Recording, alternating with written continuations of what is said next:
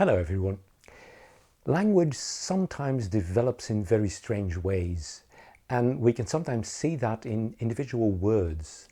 And I'd like to give you a couple of examples from English. You all know the English word nickname, right? A kind of extra name you can give someone very often as a joke.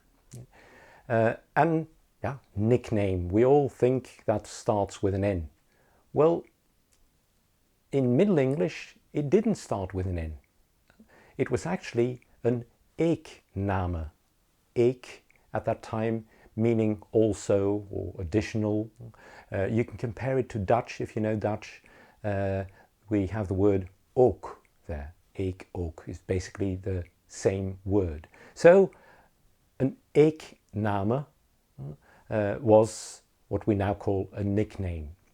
But the strange development was that people started separating the sounds in a different way.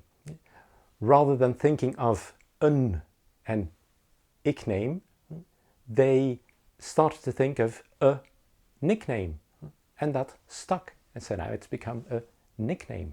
The same kind of thing can be seen in newt. You know, newt, an amphibious creature, salamander sometimes called. Originally that was also an newt rather than a newt. The development can actually also go the other way.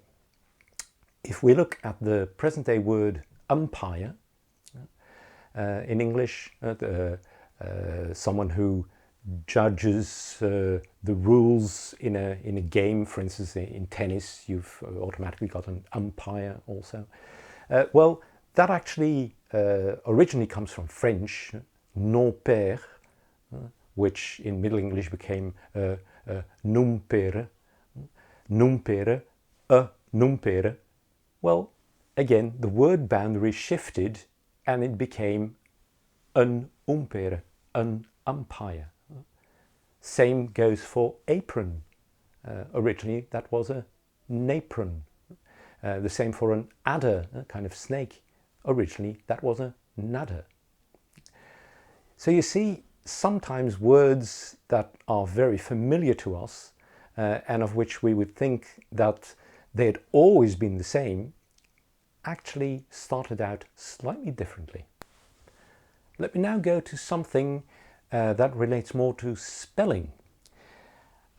You may have seen on occasion in Britain kind of signs of a pub or a shop, and they want you to think that it's a very old shop or a very old pub, and sometimes they are very old. And they have names like, if we just read it, Ye Old Meat Shop, Ye Old Cheshire Cheese, or something like that, with that YE there. And most people in Britain also will think you have to pronounce that as ye.